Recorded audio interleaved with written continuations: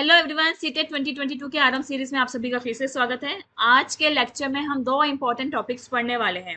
देखिए, ये जो टॉपिक्स हैं ये हमारे सिलेबस में मेंशन नहीं है। स्टिल इसके बेसिस पे क्वेश्चंस आ जाते हैं दोनों लैंग्वेजेस में। दोनों पेपर में आपको इसके क्वेश्चंस देखने को मिलेंगे, जिसमें सबसे पहला टॉपिक है position of language in Indian constitution और दूसरा टॉपिक है थ्री लैंग्वेज फॉर्मूला।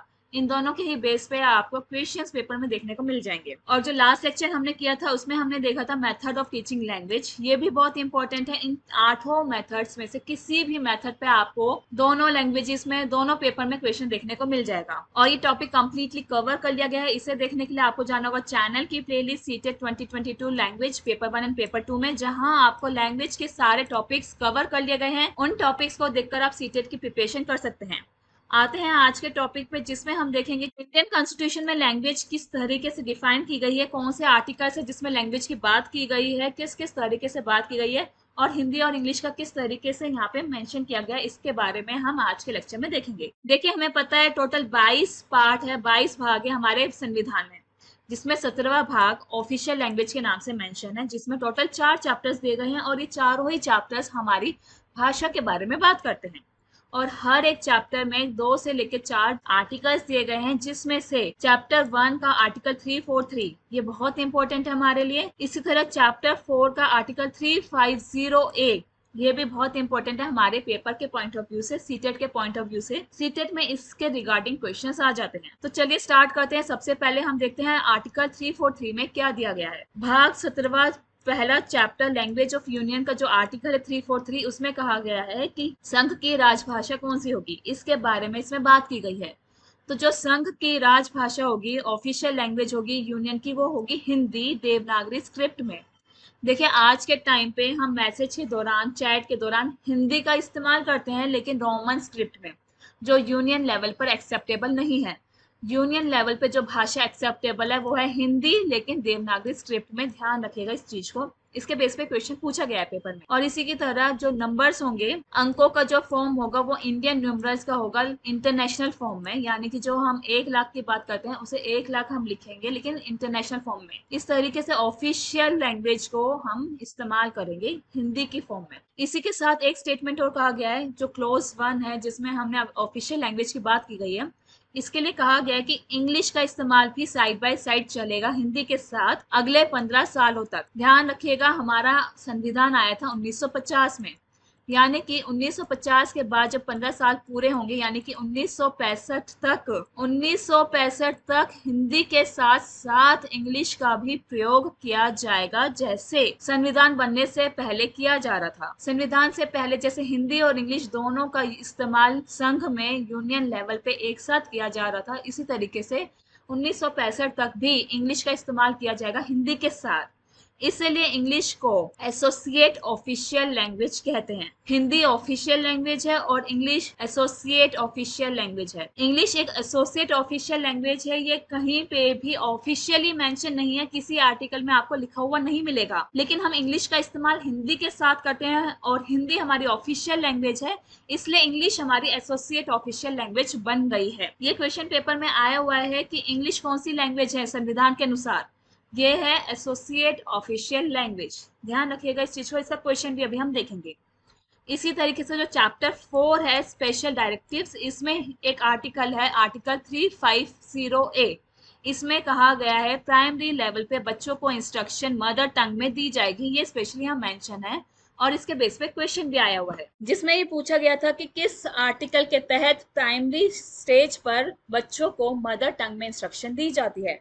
वो आर्टिकल है आर्टिकल 350A, जो चैप्टर 4 स्पेशल डायरेक्टिव्स में मेंशन है। इसमें कहा गया है कि बच्चों को प्राइमरी लेवल पे मदर टंग में इंस्ट्रक्शन देने के लिए जो फैसिलिटीज चाहिए, स्पेशली उन बच्चों की यहाँ पे बात की गई है जो माइनॉरिटी ग्रुप से बिलोंग करते हैं, जिनकी भाषा माइनॉरिटी ग्रुप में आती है।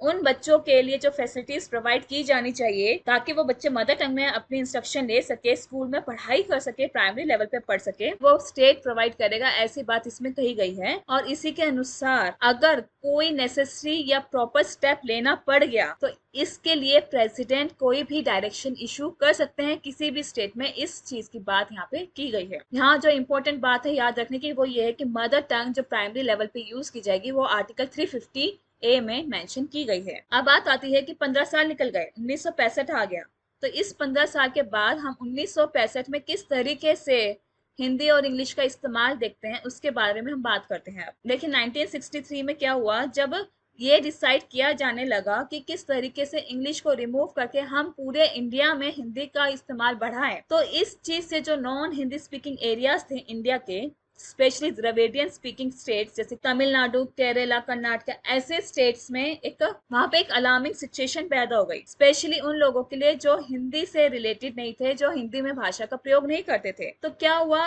यहाँ पर लोगों को तसल्ली देने के लिए कि वो हिंदी का प्रयोग करें ना करें ये उन पे डिपेंड करता है, हिंदी को फिक्स नहीं किया जाएगा, तो इसके लिए एक ऑफिशियल लैंग्वेज एक्ट 1963 बनाया गया। 1963 में एक एक्ट बनाया गया ऑफिशियल लैंग्वेज एक्ट के दौरान, जिसमें कहा गया कि 65 के बाद भी हिंदी के साथ साथ इंग्लिश का ऑफिशियल लैंग्वेज के तौर पर यूज किया जाएगा, हिंदी के साथ इंग्लिश को भी ऑफिशियल पर्पसेस के लिए यूज किया जाएगा।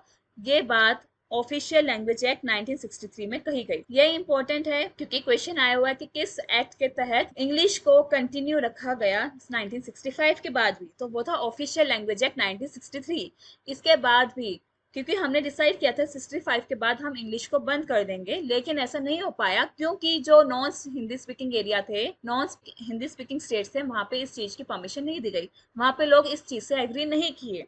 इसलिए 1963 में एक नया एक्ट बनाया गया ऑफिशियल लैंग्वेज एक्ट, जिसमें कहा गया कि हिंदी के साथ साथ इंग्लिश का यूज कंटिन्यू रहेगा 1965 के बाद भी। तो इस एक्ट के अकॉर्डिंग आज भी हम यूनियन लेवल पर ऑफिशियल लैंग्वेज के तौर पे हिंदी को देखते हैं और एसोसिएट ऑफिशियल लैंग्वेज के तौर पे इंग्लिश को देखते हैं। दोनों लैंग्वेजेस का यूज साथ साथ किया जाता है। ये तो बात हुई कि जो कॉन्स्टिट्यूशन में पार्ट 17 है उसमें किस तरीके से भाषा का प्रयोग किया गया है। इसी तरीके से एक चीज हो रहा है जो है शेड्यूल, जो कॉन्स्टिट्यूशन का 8th शेड्यूल है उसमें टोटल 22 ऑफिशियल लैंग्वेजेस मेंशन की गई है। ये सारी की सारी लैंग्वेजेस आपको याद करनी होगी क्योंकि इसके बेस पे भी क्वेश्चन आया हुआ है पेपर में कि कौन सी भाषा है जो 8वीं अनुसूची में मेंशन है या कौन सी भाषा है जो 8वीं अनुसूची में मेंशन नहीं है। तो ये भाषाएं आपको याद करनी होगी। जो पहले की लैंग्वेजेस है, मतलब जब कॉन्स्टिट्यूशन हमारा बना था तब 14 भाषा इसमें इंक्लूड थी। असम, बंगाली, गुजराती, हिंदी, कन्नड़, कश्मीरी, कोंकणी, मलयालम, मणिपुरी, मराठी, नेपाली, ओडिया, पंजाबी, संस्कृत, सिंधी, तमिल, तेलुगु, उर्दू, बोडो, संथाली, मैथिली, डोगरी, ये सारी 22 भाषाएं हैं 8वीं अनुसूची में मेंशन की गई है। तो जब कॉन्स्टिट्यूशन हमारा बना था 1950 में, उस टाइम पे 14 भाषा थी, जिसके बाद सिंधी 21वें अमेंडमेंट के दौरान ऐड की गई, फिर ऐड की गई कोंकणी, मणिपुरी और नेपाली जो 71वें अमेंडमेंट एक्ट के दौरान ऐड की गई थी, और बोडो, डोगरी, मैथिली और संथाली ये ऐड की गई थी 92वें अमेंडमेंट के दौरान, 92वें संशोधन के दौरान। तो ये भी आपको याद करना होगा कि कौन सी भाषा बाद में ऐड की गई थी, किस संशोधन के तहत ऐड की गई थी, इसके बेस पे भी क्वेश्चन आपको मिल जाएगा। तो ये आपको याद करने होंगे कि किस संशोधन के दौरान कौन सी भाषा ऐड की गई थी, कब ऐड की गई थी, ये पूरा फैक्ट बेस्ड है, ये आपको याद करना होगा कि कौन कौन सी भाषाएं मौजूद है और कौन कौन सी बाद में ऐड की गई थी। इसी तरीके से 2011 में ओडिया की स्पेलिंग को चेंज करके ओडिया कर दिया गया, जिसके लिए अमेंडमेंट एक्ट था 96 अमेंडमेंट एक्ट के दौरान ऐसा किया गया था। क्वेश्चंस देखने के लिए आपको जाना होगा हमारी ऑफिशियल वेबसाइट जो है www.delhibytes.in, जहां आपको कोर्स एंड मॉक टेस्ट दोनों देखने को मिलेंगे। जब आप थोड़ा स्क्रॉल करेंगे तो वहां पे आपको सीटेट के 2 मॉक देखने को मिलेंगे, दोनों ही इंपॉर्टेंट है, दोनों ही ट्राई करिएगा। जिसमें सबसे पहला मॉक है फुल फ्लेज मॉक टेस्ट और दूसरा है टॉपिक वाइज मॉक टेस्ट, जिसमें बताया गया कि हर एक इंपॉर्टेंट टॉपिक पे किस तरह के क्वेश्चंस आएंगे। इन क्वेश्चंस को जरूर ट्राई करिएगा, फिर ट्राई करिएगा फुल फ्लेज मॉक टेस्ट, ताकि आपकी टाइम मैनेजमेंट की स्किल भी डेवलप हो सके। अब हम देख लेते हैं दूसरा टॉपिक जो है 3 लैंग्वेज फॉर्मूला। देखिए 3 लैंग्वेज फॉर्मूला दिया गया था कोठारी कमीशन में। कोठारी कमीशन जो 1964-66 में आया था, इसमें बहुत सारे इन्होंने आइडियाज, प्लान्स, पॉलिसीज के लिए हमें बताया, रिकमेंडेशंस दी हैं। इन सभी में जो हमारे लिए इंपॉर्टेंट है सीटेट के पॉइंट ऑफ व्यू से, वो है 3 लैंग्वेज फॉर्मूला। क्या था 3 लैंग्वेज फॉर्मूला? बेसिकली इन्होंने क्या कहा था कि हम बच्चों को 3 भाषाएं सिखाएं। देखिए पहली भाषा तो बच्चा अपनी मदर टंग की फॉर्म में सीख लेता है।